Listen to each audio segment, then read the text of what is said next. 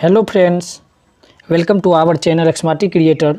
आज हम लोग डिस्कस करने वाले हैं SBT fourth semester civil branch के न्यू सिलेबस के बारे में। साथ ही साथ हम लोग जानेंगे फोर्थ सेमेस्टर में कौन कौन सब्जेक्ट्स पढ़ना है, उन सब्जेक्ट्स में कौन कौन सा यूनिट्स पढ़ना है, कौन कौन सा सब्जेक्ट कंपटीशन के व्यूज से इम्पोर्टेंट है। यानी कि आपके सिलेबस के फुल एनालिसिस करने वाला हूँ इस वीडियो में। तो वीडियो पे लास्ट तक बने रहे। तो चलिए वीडियो को स्टार्ट करते हैं।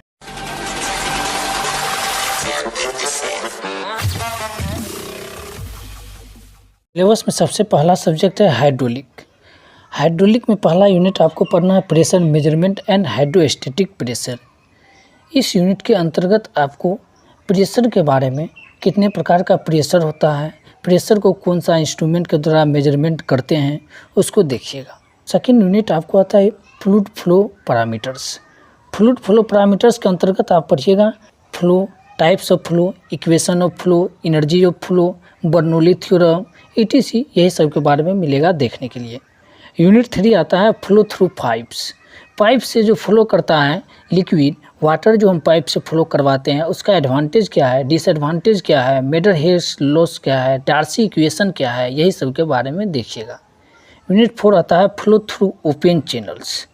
यानी कि अभी यूनिट 3 में हम क्या पढ़े हैं, जो पाइप के द्वारा हम फ्लो करवा रहे हैं उसका एडवांटेज डिसएडवांटेज क्या है। अब चैनल के द्वारा जो हम फ्लो करवाएंगे लिक्विड को, वाटर को, तो उसका एडवांटेज क्या होगा, डिसएडवांटेज क्या होगा, फिर दोनों में डिफरेंस देख लेंगे। तो यूनिट 4 के अंतर्गत आता है। अब लास्ट यूनिट इसमें है हाइड्रोलिक मशीन। इसमें मैकेनिकल इक्विपमेंट के बारे में देखेंगे, जैसे पंप हो गया, आपको टाइप्स ऑफ पंप हो गया, टरबाइंस हो गया, difference between pump and turbines हो गया, यही सब मिलेगा इसमें देखने के लिए। सब्जेक्ट नंबर 2 पे चलते हैं, एडवांस सर्वेइंग। एडवांस सर्वेइंग में पहला यूनिट आपको पढ़ना है plane table surveying.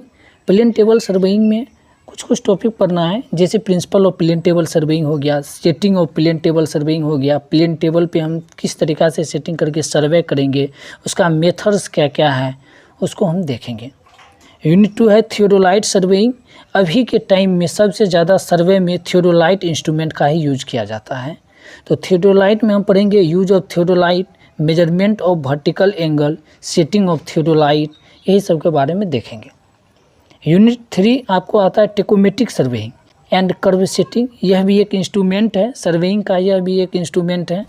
Tacheometric surveying के अंतर्गत हम पढ़ेंगे principle of tacheometric, horizontal distance जो फाइंड आउट करेंगे उसका कुछ फार्मूला निकलेगा, वो फार्मूला से हम कुछ न्यूमेरिकल को देखेंगे। इसमें types of curve and road में, रेलवे में कौन कौन कर्व हम कहाँ यूज करेंगे उसको देखेंगे।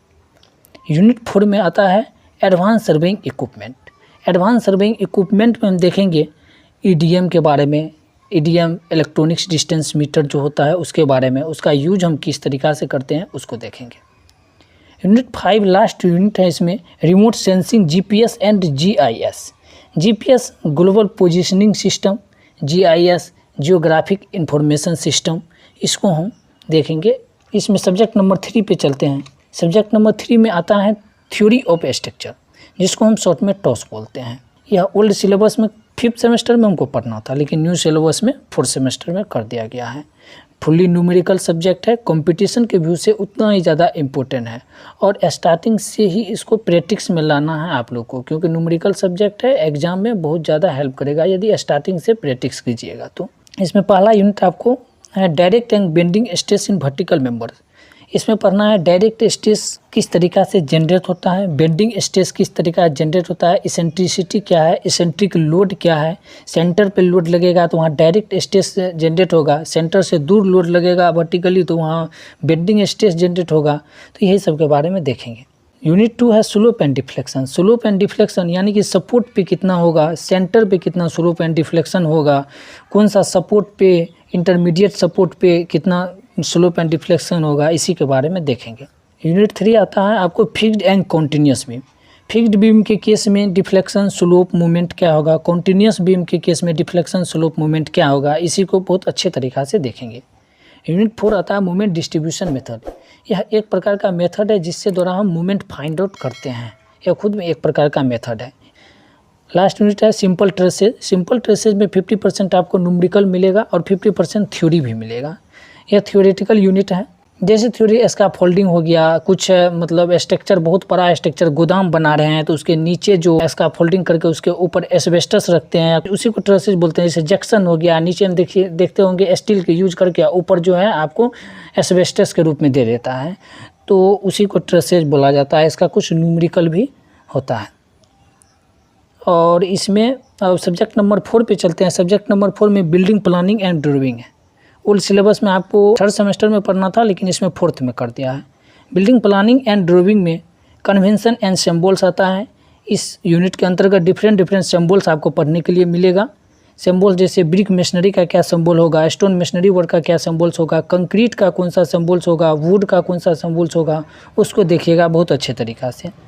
सेकेंड यूनिट है प्लानिंग ऑफ बिल्डिंग। बिल्डिंग का हम प्लान किस तरीक़ा से तैयार करेंगे, प्लानिंग का किस तरीक़ा से, जैसे रेसिडेंशियल बिल्डिंग हुआ, पब्लिक बिल्डिंग हुआ, उसको किस तरीक़ा से हम और कुछ देखेंगे प्लान के बारे में। थर्ड यूनिट आता है drying of load bearing structure. Load bearing structure, इसमें हम देखेंगे डाटा के बारे में देखेंगे, जैसे प्लान हुआ, एलिवेशन हुआ, सेक्शन हुआ, उसका डाटा किस तरीक़ा से तैयार करेंगे उसको देखेंगे। यूनिट 4 आता है drying of frame structure. Frame structure यानी कि आरसीसी, जैसे बीम हम यूज़ करते हैं, कॉलम यूज़ करते हैं, आरसीसी का कॉलम यूज़ करते हैं, लिंटल यूज़ करते हैं, तो उसी को फ्रेम स्ट्रक्चर बोला जाता है। फ्रेम स्ट्रक्चर उसमें जैसे 2 स्टोरेज बिल्डिंग हुआ, मोर देन 2 स्टोरेज बिल्डिंग हुआ, उसका स्टोरेज वर्किंग किस तरीक़ा से होता है, तो उसको हम यूनिट 4 में देखेंगे। लास्ट यूनिट इसमें पर्सपेक्टिव ड्राइंग। पर्सपेक्टिव ड्राइंग यह एक प्रकार का ड्राइंग होता है जिसमें पर्सपेक्टिव होता क्या है, पर्सपेक्टिव का कितने प्रकार का से पर्सपेक्टिव किया जाता है, इसका व्यू किस तरीक़ा से हम करेंगे उसको देखेंगे इस यूनिट के अंतर्गत।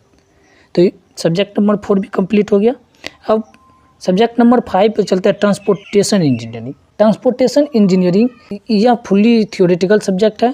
ट्रांसपोर्ट यानी कि इसका एक जगह से दूसरे जगह पैलेस करते हैं गुड्स को, तो उसी को हम ट्रांसपोर्टेशन कहते हैं। तो इस सब्जेक्ट के अंतर्गत हम पढ़ेंगे पहला यूनिट में overview of highway engineering.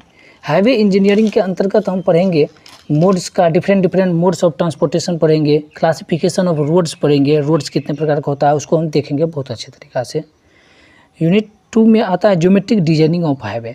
Geometric designing of highway के अंतर्गत आप पढ़िएगा ढेर सारा, इसमें भी पढ़िएगा, जैसे कैम्बर हो गया, कर्व्स हो गया, ग्रेडियंट हो गया, etc, यही सब के बारे में बहुत अच्छे तरीक़ा से देखिएगा। कितना स्लोप लेंगे, ट्रांसफर्स में कितना स्लोप लेंगे, लॉन्गिट्यूडनल में कितना स्लोप लेंगे रोड में, हाईवे में, ताकि हमें मतलब खतरा से, एक्सीडेंट से वो बचाए, तो उसको देखेंगे। यूनिट 3 में कंस्ट्रक्शन ऑफ रोड पेवमेंट है। कंस्ट्रक्शन ऑफ रोड पेवमेंट यानी कि इसमें रोड मटेरियल्स के बारे में देखेंगे। रोड मटेरियल्स कितने प्रकार का होता है, कितने टाइप्स का होता है, उसका टेस्ट कौन कौन होता है, एग्रीगेट का अलग टेस्ट होता है कुछ देखेंगे, कंक्रीट का अलग टेस्ट देखेंगे, और उस टेस्ट करके उसके बाद हम यूज़ करेंगे मटेरियल को, ताकि मेरा रोड पेवमेंट बहुत अच्छा से हो, जल्दी जो है यानी कि वो क्रैक नहीं करे, एक्सीडेंट से जो है बचाए। तो यही सबको देखेंगे इस यूनिट के अंतर्गत। यूनिट 4 में आपको आता है बेसिक ऑफ रेलवे इंजीनियरिंग।